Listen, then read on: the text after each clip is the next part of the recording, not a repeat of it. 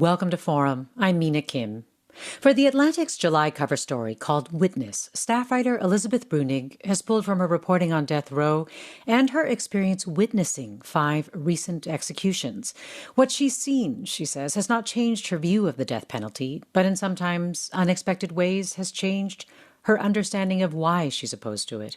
Elizabeth Bruenig was named a Pulitzer finalist in 2023 for her reporting on Alabama's death row and joins me now. And listeners, note that our conversation may include graphic descriptions of crimes and executions. Elizabeth, welcome to Forum. Thank you so much for having me. I'm glad to have you with us. So you were not always opposed to capital punishment. I understand that as a young person growing up in Texas, you were in favor of it for some time. Why? Yeah, I think this is as a quite young person, a teenager, going into, I suppose, my early 20s, where it was just sort of received wisdom. I grew up in a conservative area and one of the reddest counties in the country, and my family is quite conservative. And it had always just seemed to be a legitimate part of the criminal justice system. It's just what happened to people who committed a certain caliber of crime. I suppose I didn't question it much until I started to get into college, and actually my religious convictions started to deepen. That I started to think about things in a somewhat different way. But that was just an intellectual position that I came to. It was not until the reporting that I started to, in a very sort of active and visceral way, oppose capital punishment. You did say that there is a sort of emotional logic to the death penalty. What do you mean by that?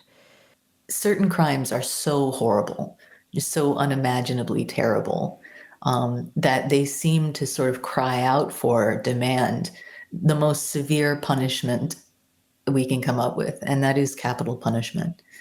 And I can see why people who are in an immense amount of pain, or even people who are unrelated to the homicide but are outraged by, the barbarity and cruelty of the murder, feel that the death penalty would bring about a kind of catharsis and a kind of closure.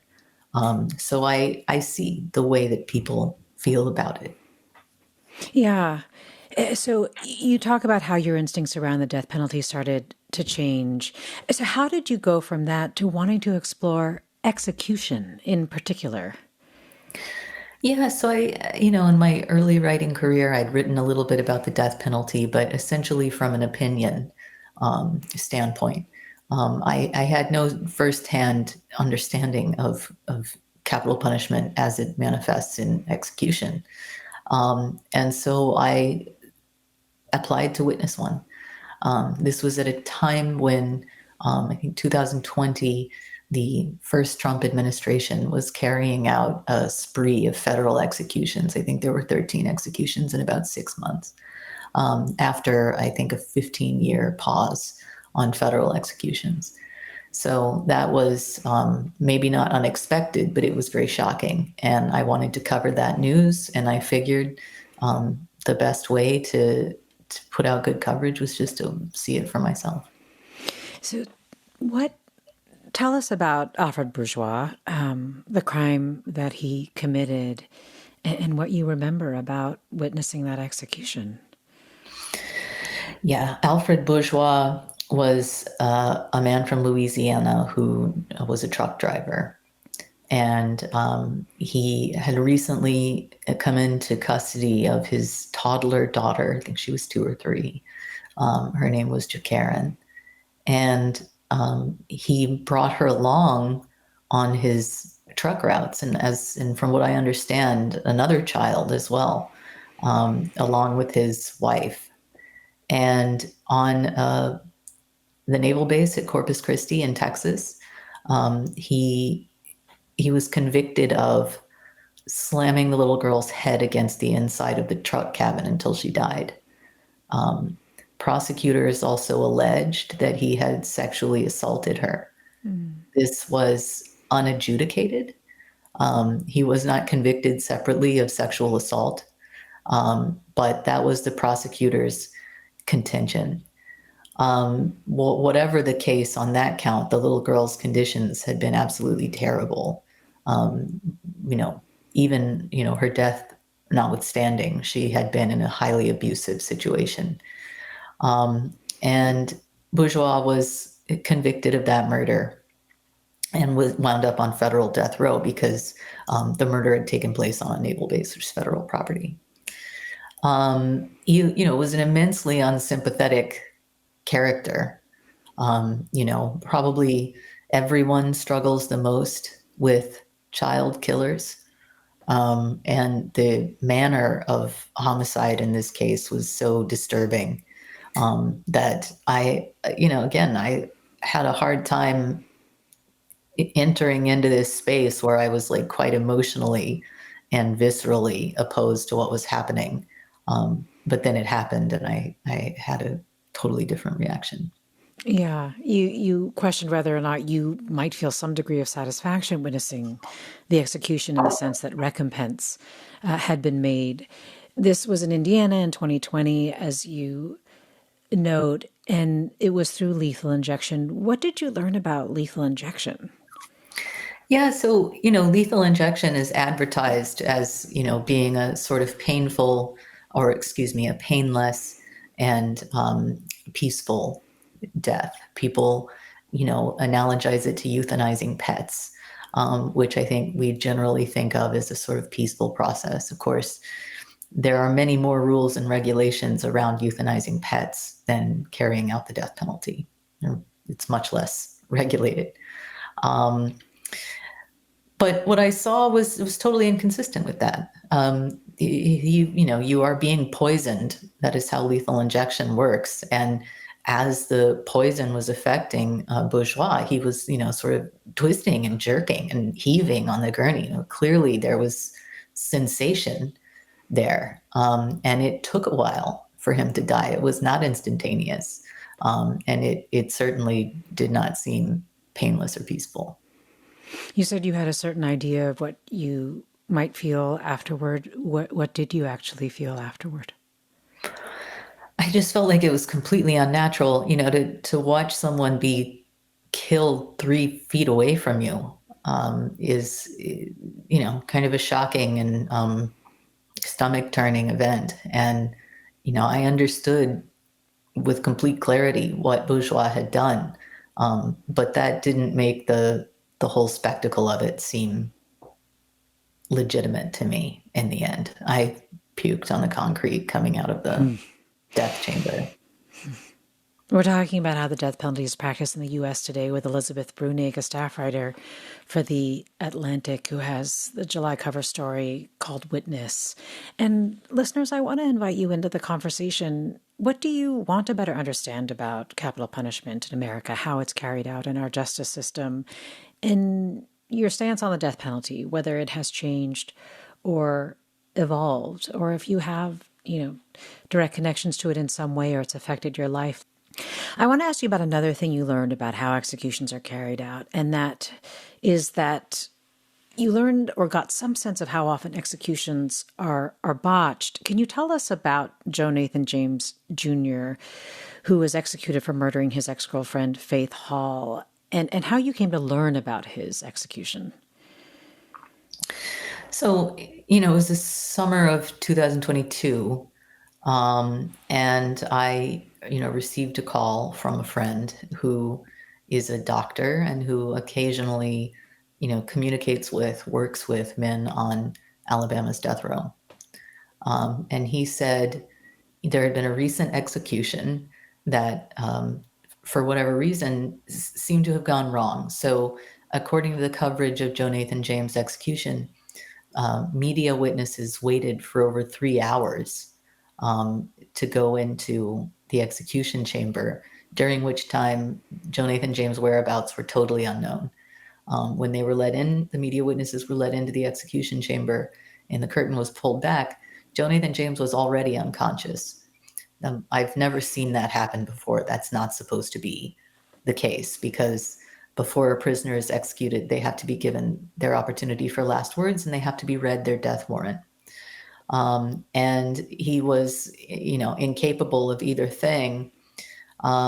He was executed, and the state made a really odd statement in the press conference afterward, where they said, it's within Alabama's execution protocol to set a central line, but that, meaning a central IV line in a major blood vessel, but that they didn't do that. They said it's within our purview, but we didn't do it. And the execution went off flawlessly, and that was it. So, prisoners believed something quite bad had happened because they knew the time that James had been taken from the isolation cell to the death chamber.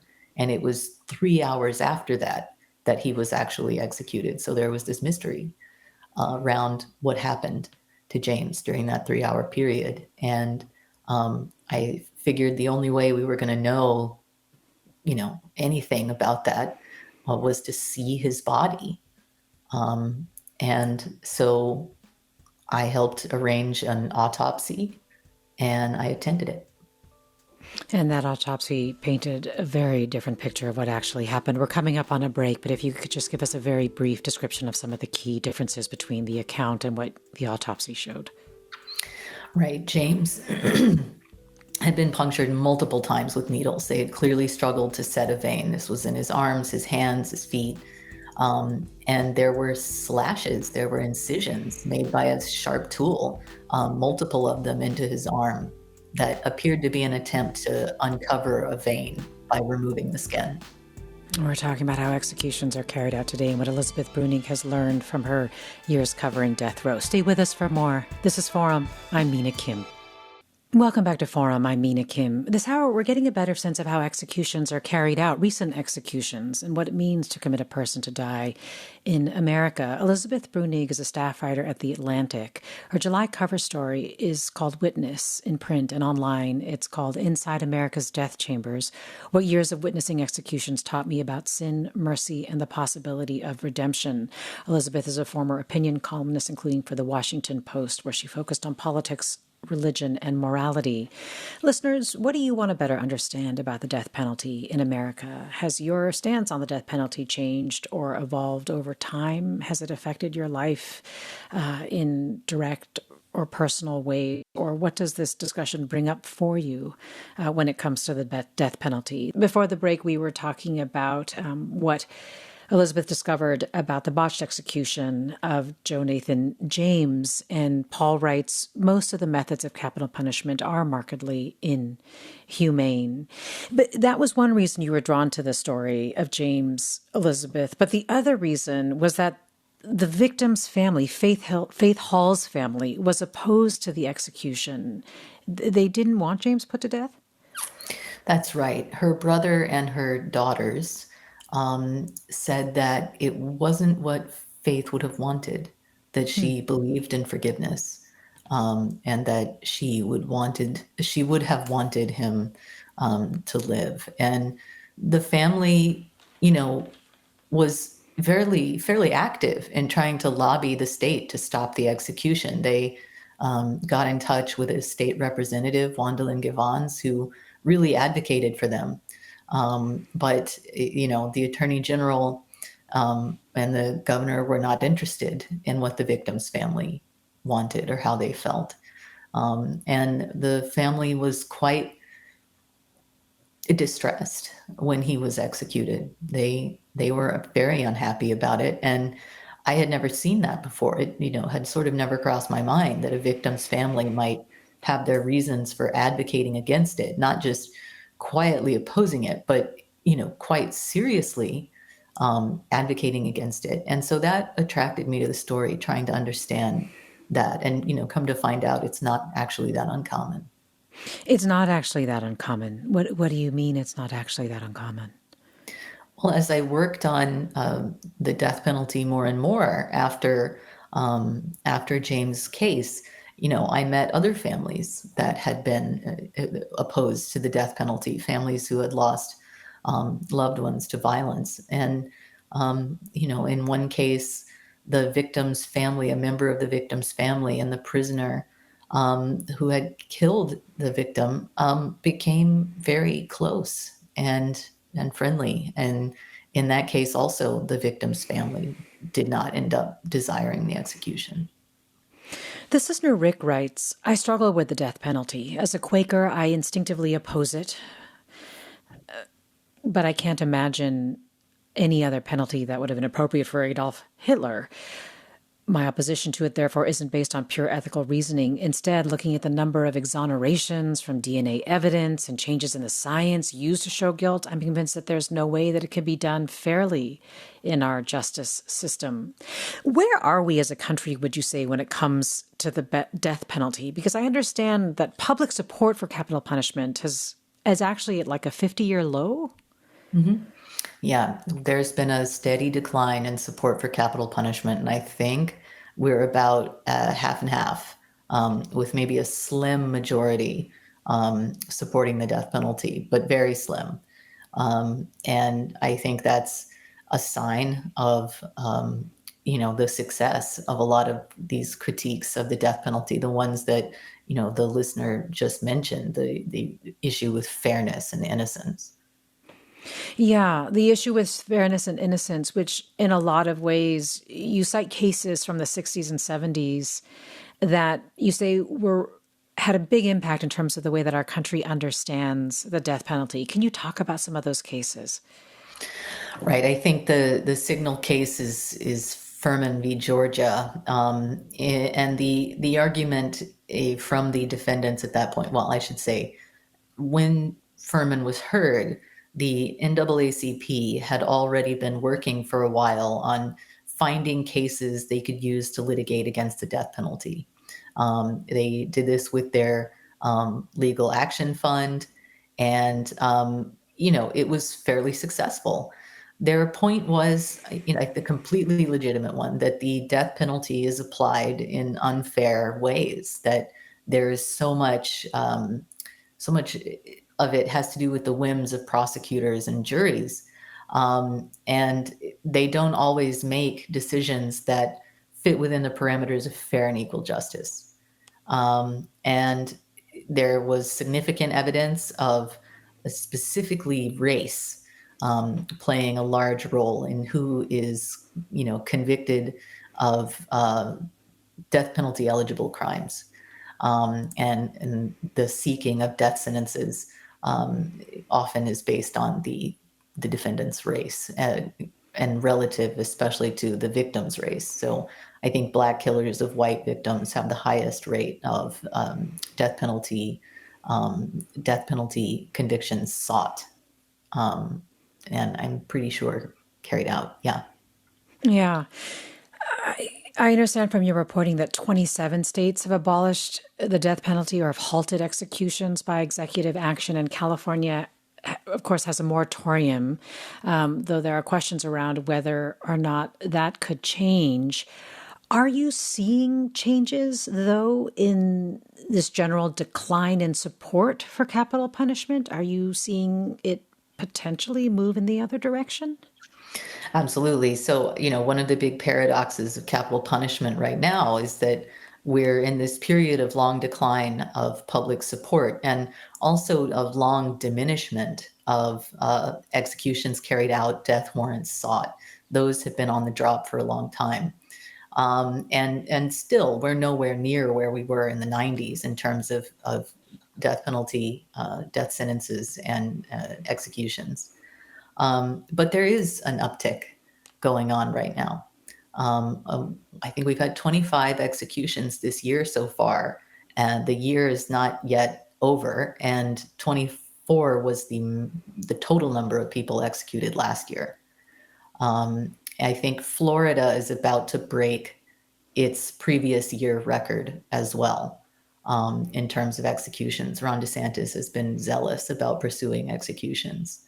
And so there is renewed interest right now among states in pursuing these kinds of sentences. And I think it has a lot to do with maybe the current administration, the current political climate.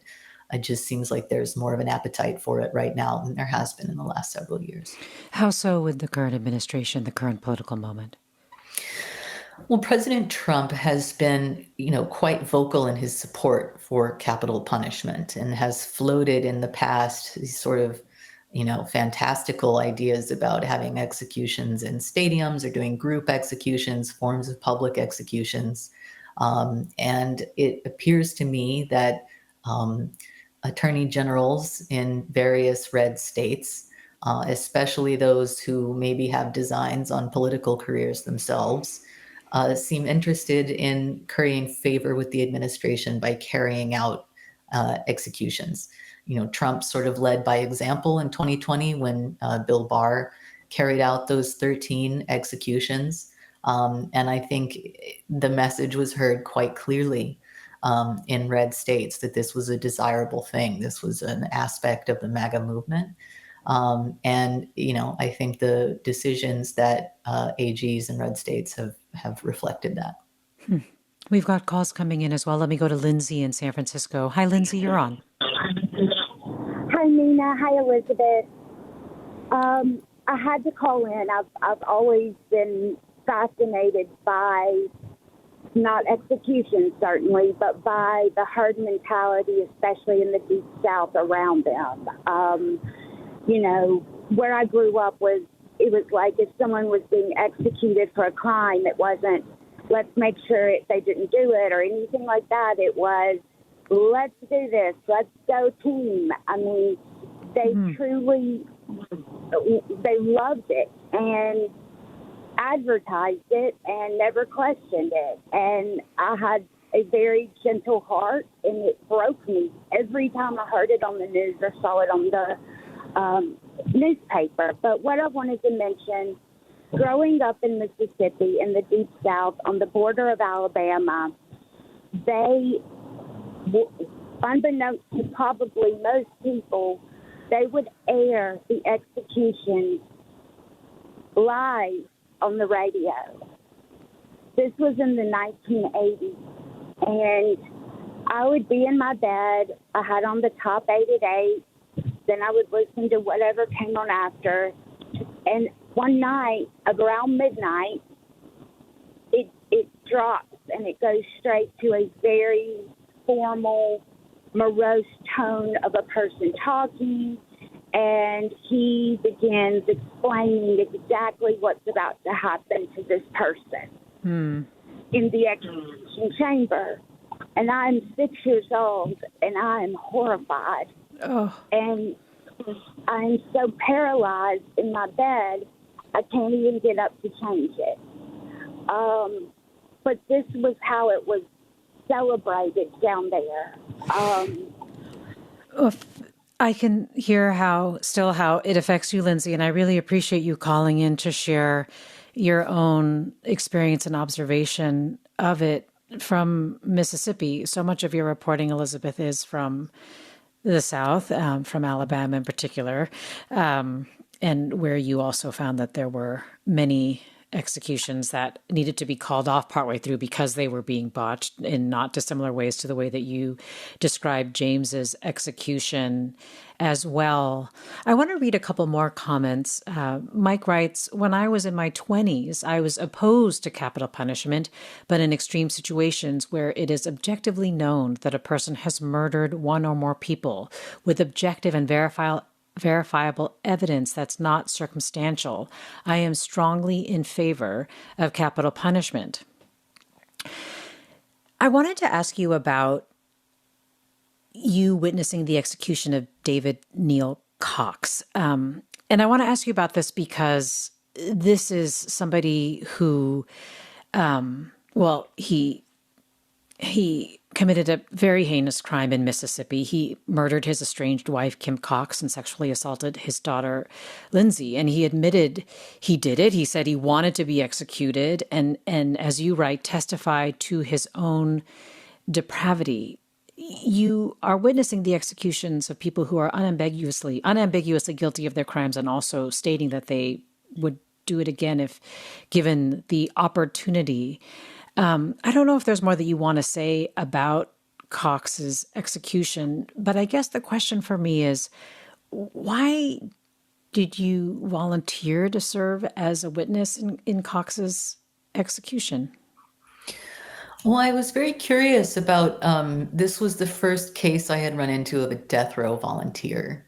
Death row volunteers are maybe more common than you might think, but I was sort of green in this area, and I had just never run into a person who was advocating for their own execution. Most people are, defending themselves in a pretty frantic way in stage capital litigation, and he was firing his attorneys and waiving appeals and asking for his date to be moved up. And Mississippi was more than happy to oblige him.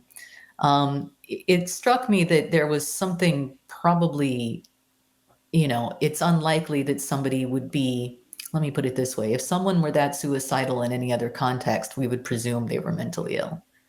And theoretically, you can't execute someone who is suffering from a certain degree of mental illness. Now, I don't think that Cox necessarily met that threshold, but it was disturbing, seeing someone who clearly had some kind of mental deficiency being executed, because it, I think, calls into question the validity of a lot of capital punishment because the mentally ill people and people with intellectual disabilities are very, very well represented on death row. Those are very common things on death row. I guess the other reason I wanted to ask you this is because I'm wondering if you wanted to challenge your own capacity for mercy in this case. So this listener, Edward, writes, I oppose the death penalty for two reasons. The first is that I don't believe our justice system gets it right 100% of the time, and innocent people are being killed. The second is that I think it speaks ill of us as a species. So I guess, I think, and we're getting some interesting comments from listeners who are sort of asking things about, like maybe if I knew that it was something that was administered fairly or that the death was being done humanely. For example, Andrea writes, I'm not in favor of the death penalty, but I keep wondering why fentanyl is not used. It seems to be very effective for killing people and is readily available. But I'm wondering if you're seeking something further. Mm-hmm. Yeah, I mean, I agree with many of those objections, that it's administered unfairly. I think that's uncontroversially true and verifiable with data. The fact that it, seems to be frequently botched, and the fact that even the executions that are considered successful seem to come with a degree of pain and suffering that's unacceptable. And I do think those are useful arguments in terms of getting people to think twice about capital punishment. And I think they're correct. At the same time, full rejection of capital punishment requires that you be willing to reject capital punishment, even in cases where it's administered fairly, it's carried out painlessly. We know beyond the shadow of a doubt the person was guilty, the murder was particularly heinous. Those cases do exist. And if you agree that in those cases the person should be executed, then you're not fully opposed to capital punishment. And I am. And so that's where I, find those objections to be helpful, but also in some cases somewhat limiting. We're talking with Elizabeth Bruenig about the death penalty this hour and hearing from you, our listeners. What do you want to better understand about capital punishment in America and how the death penalty is carried out in our criminal justice system? And what questions do you have around how the position in our country on the death penalty is changing or evolving or has evolved? And if you have any experiences related to the death penalty, feel free to share those too at 866-733-6786 at Blue Sky, Facebook, Instagram, or Threads, or by emailing forum@kqed.org. Let me go to Jeff in San Jose. Hi, Jeff, you're on. Hi, thank you. First of all, your guest just mentioned in cases where there's irrefutable evidence, the person has confessed, it's a very heinous crime. I have no problems with capital punishment. But what my question is if you can put a dog to sleep I know this sounds callous, but why can't they come up with a humane way to execute somebody? There has to be. I keep hearing about how they screw this up so many different times in so many different ways.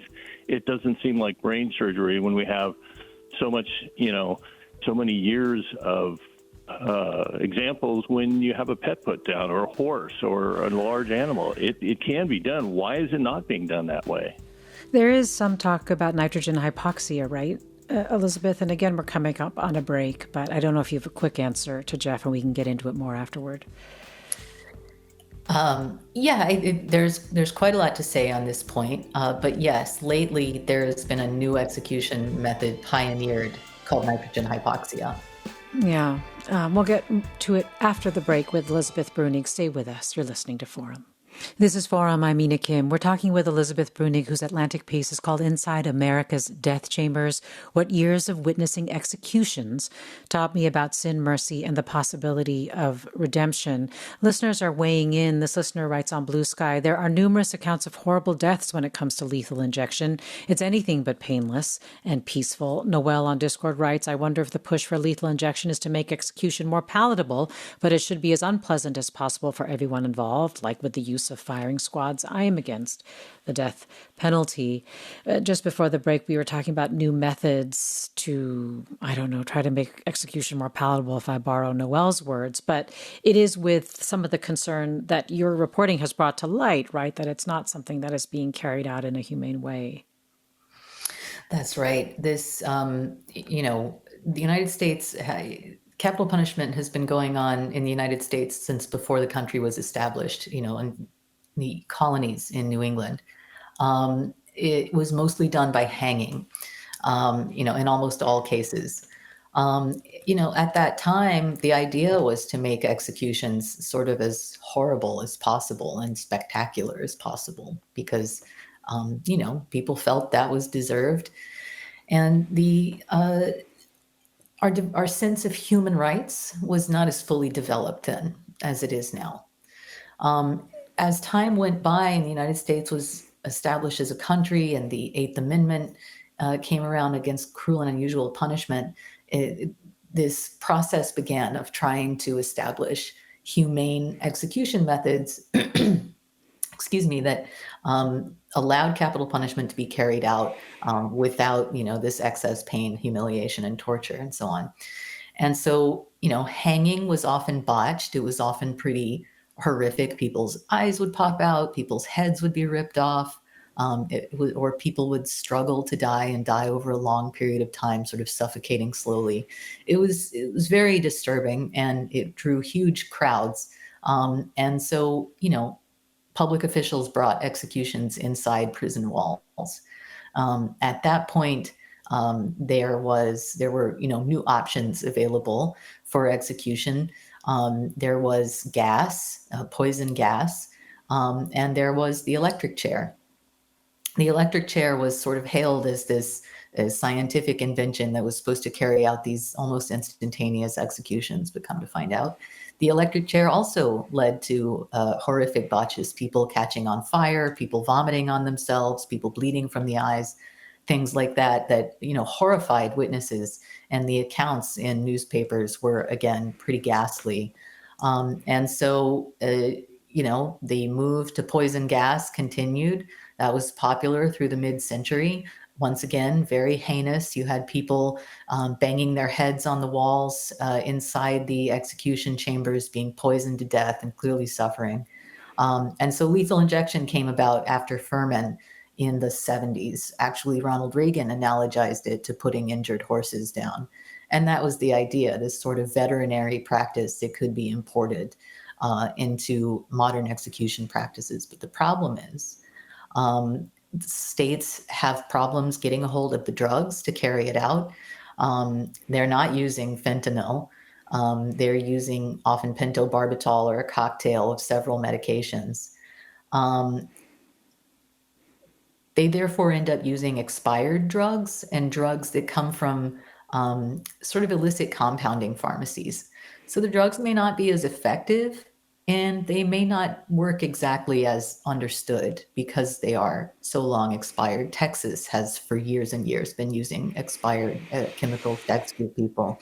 The other problem is that it's difficult to get competent staff in execution chambers because medical professionals like doctors, nurses, people who are in the habit of setting IV lines, even in difficult circumstances every day, they don't want anything to do with executions. That's not why people go into medicine, and it could potentially threaten their licensure depending on the state. It also, people don't want to be known as executioners. There are laws in place to protect their privacy. So those are some of the reasons that we have difficulty carrying out lethal injection in a painless and humane way. Do you know or have you heard anything about how nitrogen hypoxia affects the people who are being executed?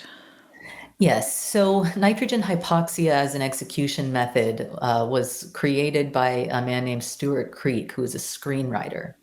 And his idea was that since people die frequently, not frequently, but occasionally in industrial accidents involving nitrogen suffocation, without seeming to have suffered very much, it would be a good idea to use that method in an execution setting.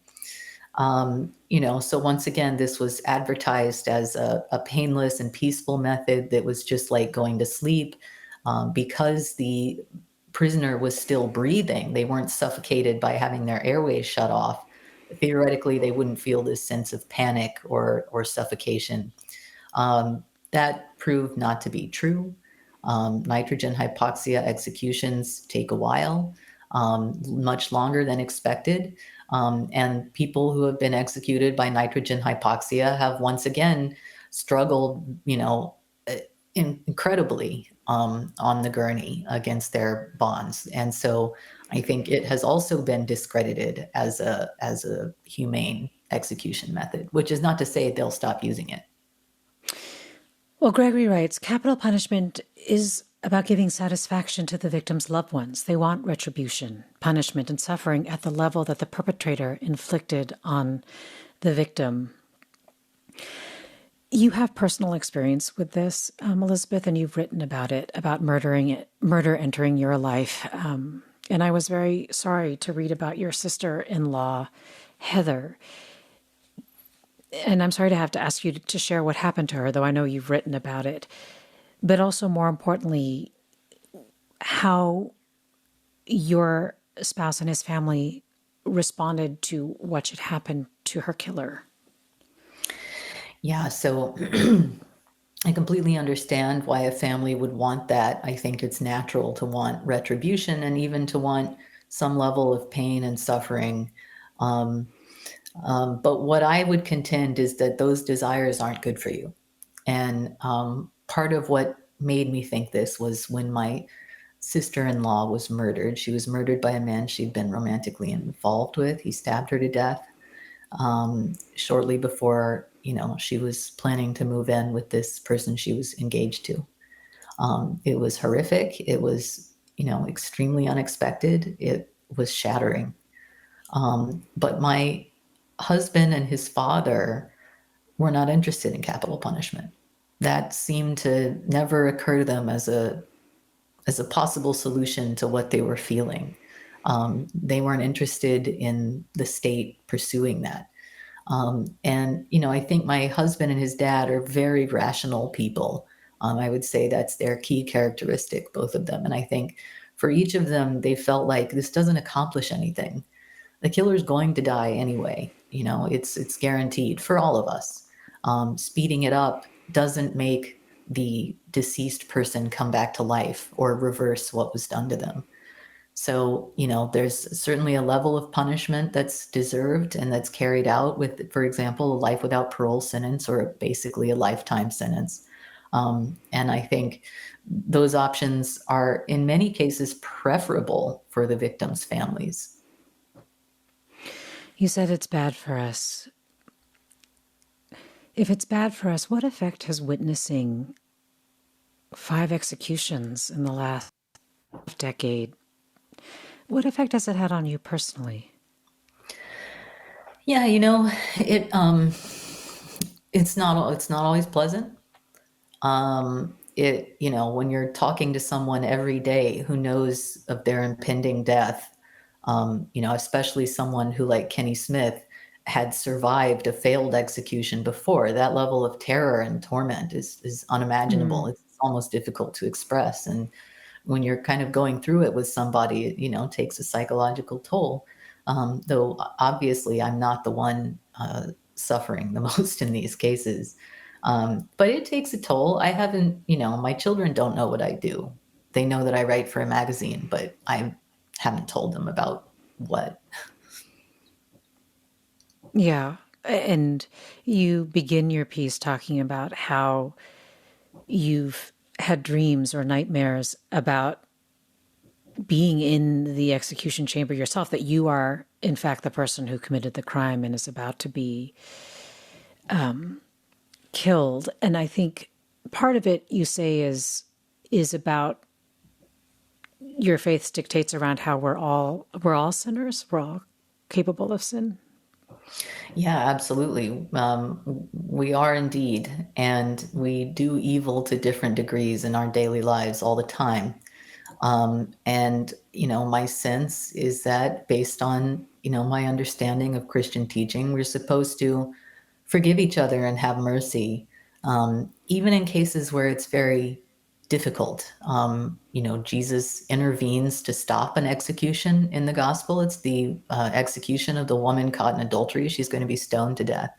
And Christ intervenes to stop it. And of course, the next execution in the New Testament is the execution of Christ, which also seems to be a commentary on executions and whether they're generally a good thing. So, what I have derived is this sense that for reasons relating to the health of our souls, it's better to have mercy. It's better to forgive. Your father-in-law said that he could have mercy for Heather's killer, but not forgiveness. What was the difference? Yeah, mercy is when you withhold the maximum penalty deserved or called for by an action. And forgiveness is when you repair your feelings towards another person. So, it seems if you're going to forgive someone and, return to the prior state you were before the offense, I now regard you the exact same as though it never happened. That's forgiveness. Mercy is, I don't necessarily want anything to do with you, but I think I'm going to withhold this harshest penalty, not necessarily for your sake, but for mine. And I think that's quite noble. I think it's one of the noblest things I can think of. It's not an idea that comes directly from Christianity, though it's advocated for in Christianity. It's an idea that existed in the ancient world. It was written about by the Roman Stoics. And I still think that's highly effective, very important philosophy there. Let me remind listeners, you're listening to Forum. I'm Mina Kim. This listener, Magda, writes, the death penalty contradicts the basis of our Constitution, that all persons are individuals and have complete freedom, some of which they trade for the benefits of society. However, this social contract becomes null and void when society requires the individual's death by execution. Jen writes, capital punishment is more expensive than life without the possibility of parole, and there is no data that show that it is a deterrent to people committing future crimes. Whereas Chris writes, has your guest found any history of the death penalty being a deterrent for crimes, such as mass shootings? No. So there is no evidence that the death penalty actually deters crime. States with the death penalty often have higher homicide rates than states without. The reality is that when people are committing violent crimes, they're not thinking about the penalty. They're either so emotionally inflamed, they're just not thinking ahead, which is extremely common, or they think they'll get away with it. So when people are committing, this level of violent crime, homicides, I don't think they're rationally sketching out what they should or shouldn't do. These are often decisions that are made in the heat of the moment. In terms of mass shootings, what's difficult about those cases is very frequently the shooter wants to die and is suicidal. Oftentimes they either want to be shot by police or they shoot themselves. And so I think it's hard to deter people who already have a nihilistic sense about the worth of life, theirs and everyone else's. So there's no evidence that the capital punishment actually deters crime. No.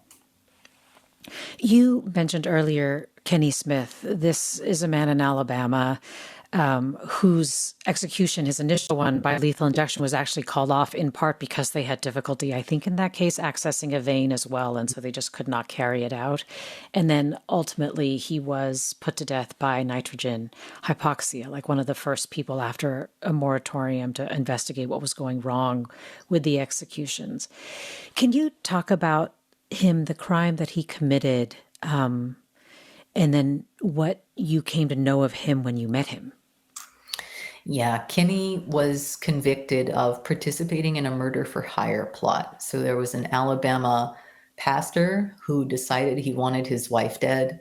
He hired a local criminal to do the job, and that man hired Kenny and Kenny's co-defendant, sort of as subcontractors, and he charged them with the task of killing the pastor's wife, whose name was Elizabeth Sennett, and ransacking the house to make it look like a robbery. So Kenny's job was to ransack the house and make it look like a robbery. That's what he did. His co-defendant beat Mrs. Sennett and left her for dead. Kenny always said he wasn't involved in the beating, and his co-defendant, who had reason to say that Kenny had been, also never said Kenny had been involved in it.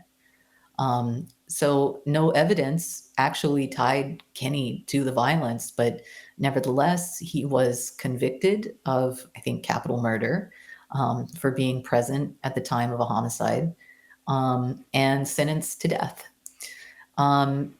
Kenny had been in prison by the time I met him, most of his life, decades. His children, who had been toddlers, little kids when he went away, were grown with their own children. Kenny was a grandfather. And he was, I've met a lot of different people talking to folks on death row. Some of them are, cantankerous and difficult. And that's, just like anybody else, I suppose. But Kenny was a sweetheart. He was a guy who was good to be around, easygoing, took the temperature and situations down. Didn't have any record of violence or fighting inside the prison. I think his only rip was for having marijuana at some point. Kenny was a very kind person, even in these periods where I was working with him, where he was in a huge amount of distress. He was always polite. He was always thoughtful. He relied heavily on his family. He was a religious man. I found it very easy to work with Kenny. Part of the fun of working in journalism is you get to meet a lot of interesting people and, you take them into your life in a certain way. And Kenny, it was a pleasure to know him. What did knowing him teach you about people's capacity to change? Yeah, I think it's very easy to intellectually come to the conclusion that people change. It simply has to be the case. People change in short periods of time from, 1 year to 5 years, people change. Of course, they change in decades and decades. But it's another thing to see what that looks like, to see someone who, at a young age, in a very immature stage, made a horrible decision and participated in something terrible, but have since grown into a pretty good adult. And it connects to capital punishment. How? And we just have 20 seconds. You just have to leave room for people to change. Elizabeth Bruenig, the piece is Inside America's Death Chambers, or Witness, depending on the medium with which you get it. Thank you so much for talking with us. Thanks so much for having me on. Atlantic staff writer, my thanks as well to Caroline Smith for producing this segment, and always to our listeners. This is Forum. I'm Mina Kim.